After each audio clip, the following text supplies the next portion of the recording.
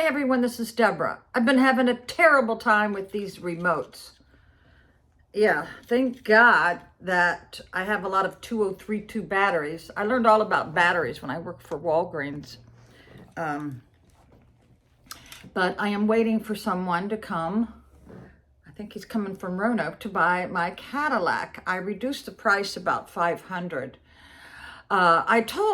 I don't want to mislead anybody. I can't guarantee this car. I'm selling it as is, but I put on the Facebook Marketplace that it is perfect for someone who already has a Cadillac. This guy who's buying it actually has the same exact car. So he's getting a bargain, I'm telling you. So I had to empty out the Cadillac, and I just realized all the crap that you shouldn't put in your car. You should have an ink pen, a pad of paper, reading glasses, and that's it. Anything else you put in there, salt or pepper, all that stuff just junks up your car. I've had a lot of relatives that had enough trash in their car that it's a wonder it would go down the road. But I believe every time you get gas, you should empty out your trash. So that's it about the car. And I'm still too nervous to drive my new car. But I found out something extremely interesting. And if you don't believe me, look it up yourself. Used Toyotas from last year and the year before is going for the same amount as my new car.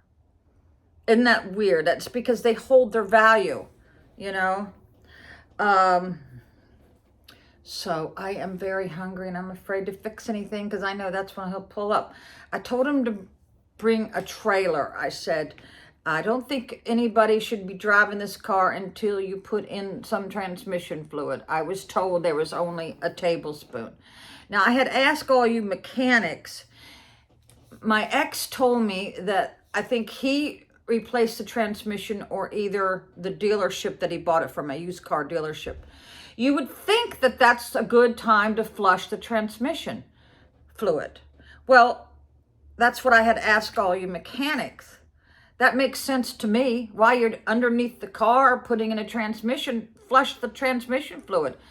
How can, just the fact I've had it for 5 years, how can there just be a tablespoon of fluid left? You know, does it dissipate or evaporate? I don't think that they did that. And that to me is just pure negligence. But I tried to call my ex, because he owns a lot of Cadillacs, to let him know that I was selling it so he could, if he wanted to buy it too for parts for his car. But he's busy selling the business that I owned and ran forever. Let me tell you what, I hate paperwork. When you sit in the office for 40 years, off and on, because I had other jobs too, I hate paperwork. I mean, I despise it. And looking for this title for this Cadillac has just got me all riled up, because you'd think it would be in the Cadillac folder.